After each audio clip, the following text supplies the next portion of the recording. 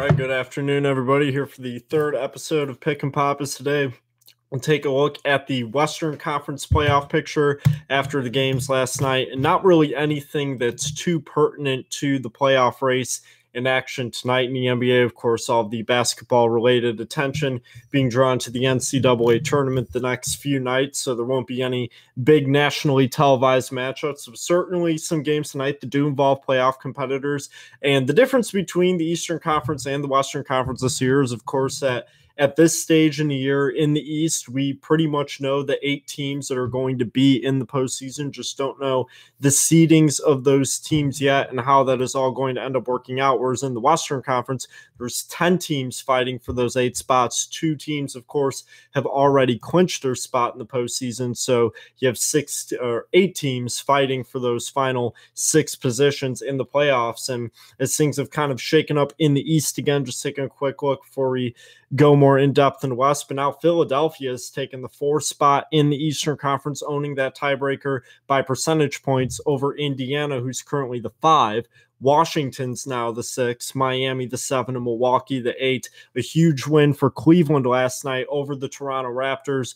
Really were able to limit DeMar DeRozan for most of the game. Kyle Lowry, when he was on the floor, was playing a huge role, but it was just one of the more fantastic games that really LeBron James has ever played. And it's really tough to kind of say that. But last night, having 35 points and 17 assists with 0 turnovers, just incredibly impressive. And it's really unbelievable to think that this is his 15th season. He's 33 years old. And it's not just that, he's been playing for that long or that he's that old. It's that he's been playing so much for all of these years, and that this season he hasn't even missed a game and he's leading the NBA minutes played, not minutes per game, total minutes played, which is really crazy to think that, he's been in the league for this long. He's been so dominant for this long, essentially for my whole life, it seems like. And there's not one sign of slowing down. If anything, he's just getting better. And I think last night was another iteration of that. All of his shots were going. Didn't really try the 3 ball that much. But outside of that, he was somebody that was really making Toronto look silly defensively, no matter who they matched up against him. There were a few times where they had Jakob Poeltl guarding him, who really had a great game off the bench for Toronto, but that just didn't make a difference. LeBron still able to get the extra step on a defender very easily, especially a defender larger than him, and was able to take it in numerous times. But that's enough talk about that. In the Western Conference, of course, Houston and Golden State, the 2 teams that have already clinched. The Rockets have won 6 in a row. They play again tonight. And they've already clinched their division, and they are 4 games ahead of the Warriors for that 1 seed. The Warriors have also clinched their division. Portland's still in the 3 spot. They play the Celtics tomorrow night at home. That'll be a pretty good matchup. But they currently still have a 2-game lead over Oklahoma City, who's in the 4. And then there's a tie between New Orleans and San Antonio, the 5 and the 6, respectively. Both of those teams picking up victories last night. Minnesota then in the 7th spot. They're a game behind San Antonio. And then Utah currently occupies the 8, a half game behind Minnesota, and a game and a half lead over Denver, and a 2-game lead over the Clippers, who had a big win last night and are still staying in the race, as are the Nuggets. So taking a look at what the playoff matchups would at least be between the Rockets and the Jazz. Of course, Utah last year had a bit of a different look, of course, with Gordon Hayward being the star of that team. And of course, Rudy Gobert was All-NBA last year and had an outstanding season as well. They were the 5 seed in the Western Conference, beat the LA Clippers in 7 games. And this year, after having an okay start, really struggled for a while throughout November and December, just couldn't find a rhythm, dealt with a lot of injuries, particularly to Rudy Gobert.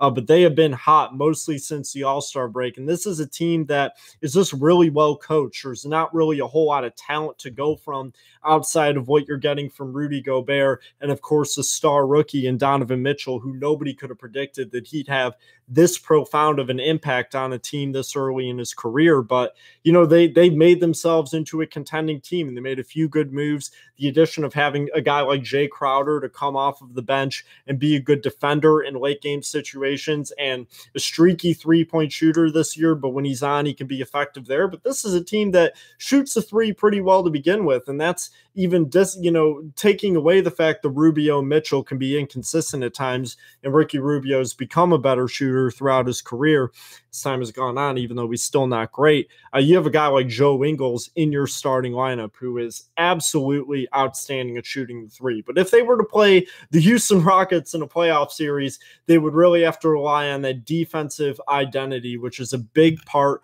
of their team. They're one of two teams in the association that averages allowing under 100 points per game. So they are one of the best defensive teams in the league for sure. A lot of that has to do with Rudy Gobert being maybe the league's best rim protector.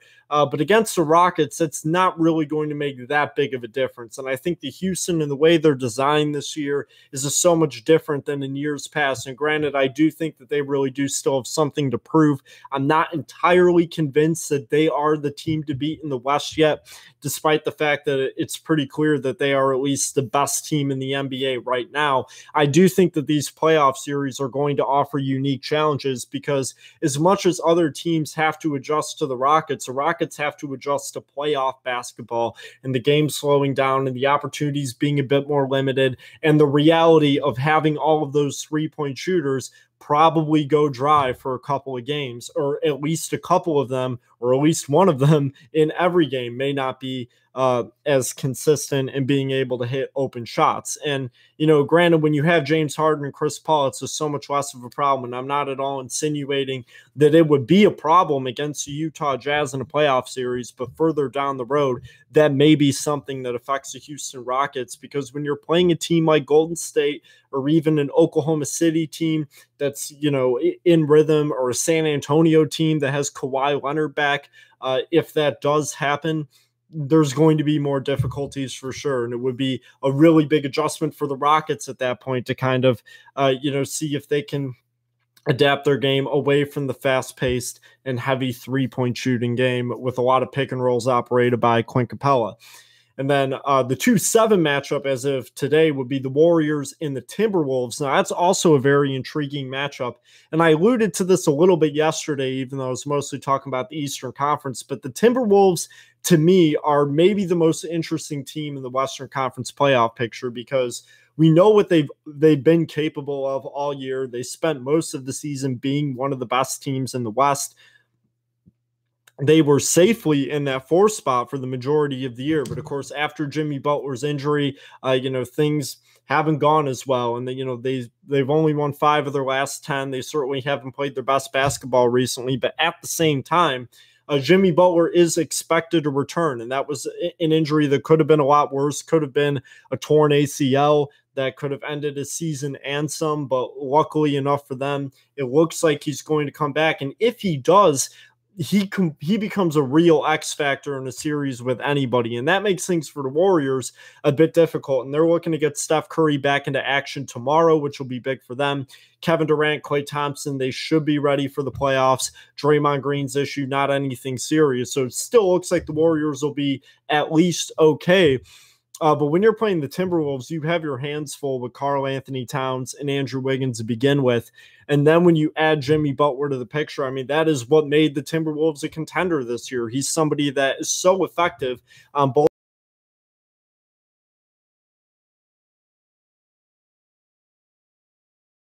own shot, shoot from distance, be able to draw contact, really about as good as anybody in basketball, and get to the free throw line and convert there at a very high percentage. He really is a complete player, and he's a difference maker in big games. And you add him to the picture, and once again, I'm not saying that this means the Timberwolves beat the Warriors in a playoff series, but what it does mean is that the Warriors are probably not going to have the easy sweep that they've seen in the first round before. I think this is going to be something that is really competitive if that ends up being the matchup. And I think no matter who the Timberwolves play in the first round, they can certainly win a series with the Butler, Cat, Andrew Wiggins big three. And then, they have a bench that has a very experienced Jamal Crawford, who has well-documented postseason struggles, but is still somebody that you can trust to come up with big plays at big times. And then, don't discredit the addition of Derrick Rose off the bench. And that's somebody that, has some hunger, is really looking to make an impact on a winning team. He's going to get that opportunity. He's getting more playing time as of recently. And, he's somebody that can also be somebody to keep an eye on in a playoff series and is capable of making a significant impact. And then moving on to the 3-6 matchup that is currently there between the Portland Trail Blazers and the San Antonio Spurs. Those are two teams that have been very interesting all year. The Spurs spent most of the year in the 3 seed. I alluded to this, I think yesterday or 2 days ago, but I think they're one of the more overachieving teams in recent memory. I don't think that Greg Popovich is getting enough recognition for what he's been able to do with this Spurs team. I think this is a team that really has just been wiped out of all of the potential and talent that they had to be a title contender at the beginning of the year. Of course, this is no Kawhi Leonard for the majority of the year. Does not look like he's going to come back. It's just kind of been a lot of confusion. The Spurs held a team meeting about it and discussed that they are affirmatively not expecting him to come back. So, if he does, and that's a different situation, but it's not something that they are anticipating. But I think what this team's been able to do beside that with the veteran core, Pau Gasol has still been extremely productive at this level. Manu Ginobili off the bench. They've been able to move things around, have Tony Parker come off the bench. Dejounte Murray is showing that he really is an NBA point guard. Danny Green has had a pretty solid season, but of course it all boils down to LaMarcus Aldridge and the season that he has had, the former Trailblazer himself. And for Portland, I mean, that's a team that has gotten very hot recently. And all of their talent and ability essentially rests in their backcourt with a really, really strong defensive core, both on the bench and in their starting lineup. Of course, Ed Davis, one of the best offensive rebounders in basketball, really plays an impact. They have a lot of guys that are both in their starting lineup, like Al-Farouq Aminu, and then you go to the bench where you have a guy like Pat Connaughton. Evan Turner can be a difference maker. They can hit shots, but they're all really good defensively, and they're all they all play with a really high level of defensive intensity, but the Spurs are the best defensive team in basketball. So I think if that ends up being the matchup, that'll be extremely interesting because it's a rare combination of putting together these super powered offensive stars that you'll have in like Damian Lillard and CJ McCollum, but you'll still have both teams be so competitive with each other defensively. And I think that's what would make that series really, really entertaining because you can't count the Spurs out of anything. And the Trailblazers really believe that this is the best iteration of their team that they have had since Damian Lillard has begun his career. So they are certainly hungry to make it further than they ever have in the playoffs. And I think if they were to play the Spurs, it would be an outstanding matchup between two great coaches, two very experienced coaches. And it would really, really be interesting, especially if you get Kawhi Leonard back in the mix for San Antonio. But San Antonio, after really struggling and temporarily falling out of the playoff picture, they've now won 5 in a row. So they've really put it together at the right time. They've been winning big games against really competitive teams. They beat the Warriors. They beat the Wizards last night, which was really big. And they're 98.8 opponent points per game. That is the best in the NBA. So they've proven that they can really make things work on multiple levels, despite not really having anywhere near the amount of resources and talent that they should have. The 4 and 5 matchup as of today would be Oklahoma City and New Orleans. Of course, Oklahoma City, you could talk about for hours about how the expectations that they had coming into the year, that they've really fallen flat out, a lot of them. I was one of the people, and many others thought that going into the year, they were the clear second best team in the Western Conference. I just thought that there's no way that you put Russell Westbrook, Paul George, and Carmelo Anthony on a team and that they're not immediately great. But of course, there were chemistry issues. It took a while to find who's going to be playing with the second unit. But I think what was more important is at the beginning of the year, it took them a long time to really figure out how the roles were going to be defined between the stars on that team. And of course, Russell Westbrook, the defending MVP, is still kind of maintaining the same kind of role that he did last year.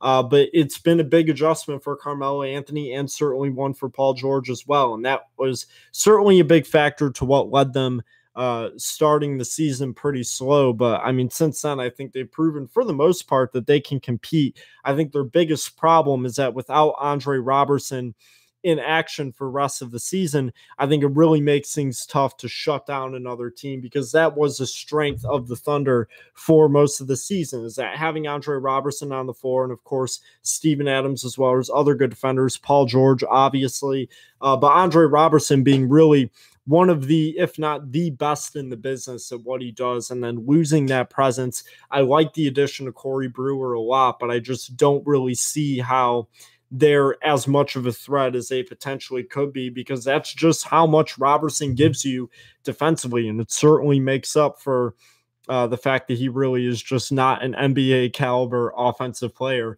But against the New Orleans Pelicans, they would be playing several NBA caliber offensive players, including another one of the best players in the world in Anthony Davis, who I certainly think deserves a decent amount of MVP consideration this year. I mean, this is somebody that has dealt with a lot of adversity on his team. I mean, I think when you take a look at having DeMarcus Cousins come in the middle of last year, not really having enough time to completely figure out how the roles were going to be and how the team was going to pan out, and then starting this year and competing like a playoff team, and, you know, excuse me,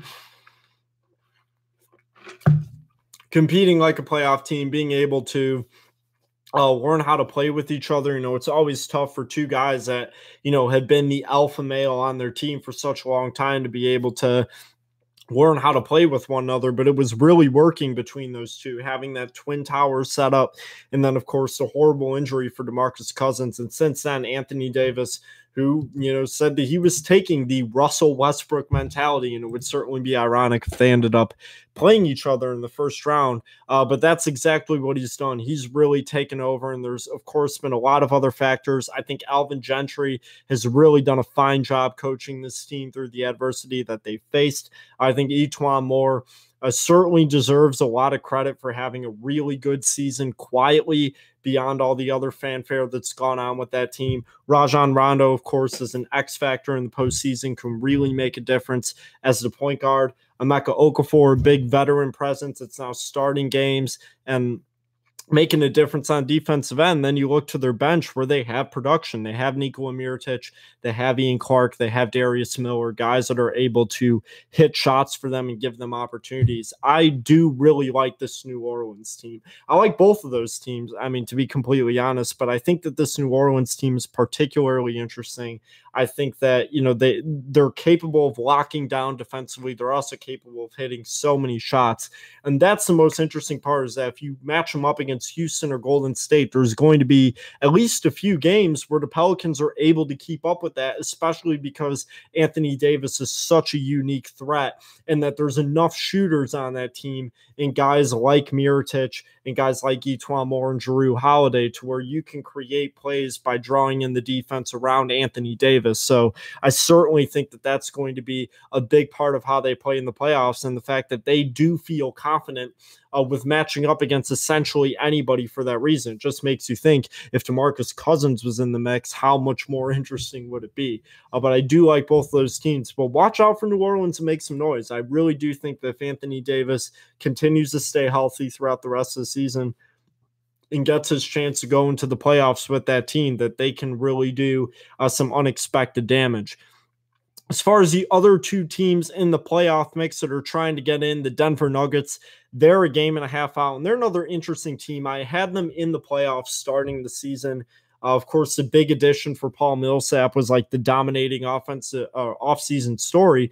But other big parts of this team is that they have a really, really young and productive backcourt that I think is extremely overlooked when you talk about the best backcourts in the NBA, because, you know, everybody's going to talk about Harden, Paul, Curry, Thompson, DeRozan, Lowry, Lillard, McCollum, Wall, Beal. You know, those are the ones that come to everybody's mind right away. But I mean, Jamal Murray and Gary Harris, who is about to come back from injury, those are two really young guys that are outstanding at what they do. They're both overwhelmingly quick. They're both great shooters. I mean, that's going to be really tough for teams to defend in the upcoming years, especially as they become better and more acclimated with the system that they play in. And then that's to go along with Nikola Jokic, who is outstanding. I mean, truly incredible. One of the best passing big men I've ever seen, really. I mean, this is somebody that effortlessly makes behind the back passes, over the head passes, has outstanding court vision, knows where his teammates are, is a high basketball IQ, and is also a very good shooter and converts at the free throw line. So this is a team that has a lot of tools, and that's in addition to having a Will Barton on your team and to having, you know, to having productive guys like Trey Lyles, like Will Barton, they're able to make that difference. And of course, Paul Millsap, their big offseason acquisition that they had. And while he's been injured for the majority of this year, and they've certainly dealt with their fair share of injuries, I think having Millsap back and having him for the stretch run going into the playoffs, if they do get into a playoff series, he's going to be a big factor there because he's somebody that can turn it on and really change the game on both sides of the floor.